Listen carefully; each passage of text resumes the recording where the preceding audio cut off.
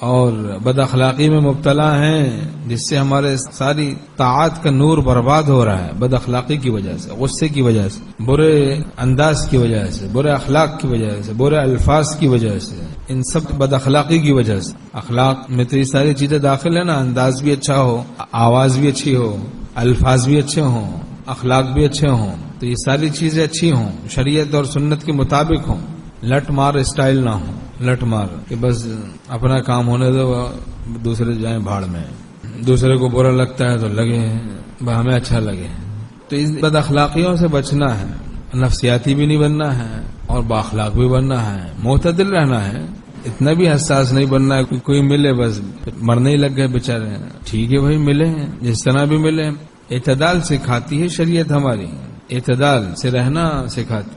ہمارے شیخ حضرت میر صاحب رحمۃ اللہ علیہ فرماتے تھے کہ زیادہ حساس بننے سے بھی آدمی تکلیف میں رہتا ہے، زیادہ حساس بننے سے کہ بھئی ہر آدمی کی ہر بات ہی بری لگ رہی ہے، بہت ہی زیادہ بیچارہ حساس ہو گیا، کچھ زیادہ ہی سینسیٹیو ہو گیا ہے، اس کی سینسیٹیوٹی بڑھ گئی ہے، بہت زیادہ سینسیٹیوٹی اس کی بہت زیادہ بڑھ گئی ہے، اس کی حساسیت بہت زیادہ بڑھ گئی بیچارے کی۔ یہ بھی مرض ہے نا بھائی، زیادہ حساس ہونا، اتنا حساس بھی نہیں ہونا ہے۔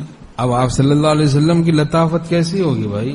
آپ تو دیہاتیوں کی بدتمیزیوں پر صبر کیا کرتے تھے، وہ یا محمد کیا کہ پکارتے، آپ اس کو گوارا فرماتے ہیں۔ تو حلم کے ساتھ کام کر سکتا آدمی، حلم نہ ہو تو کام نہیں کر سکتا۔ حلم ایسی صفت ہے کہ جس میں پیدا ہو جاتی ہے، اس میں بہت ساری صفات پیدا ہو جاتی ہیں، اور غصے کا علاج جب تک نہیں کرواتے حلم پیدا نہیں ہوتا۔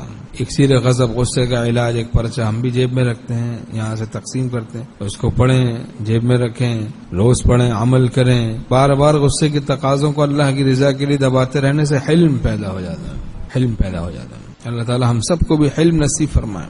بعض کہتے ہیں کہ بھائی اب تو صبر کر کر کے برداشت سے باہر ہو گیا ہے، تو یہ بات سمجھ میں نہیں آتی، کیونکہ صبر کرتے کرتے تو برداشت آسان ہو جاتا ہے۔ یہ کیا بات ہوئی کہ صبر کرتے کرتے برداشت سے باہر ہو گیا ہے میرے؟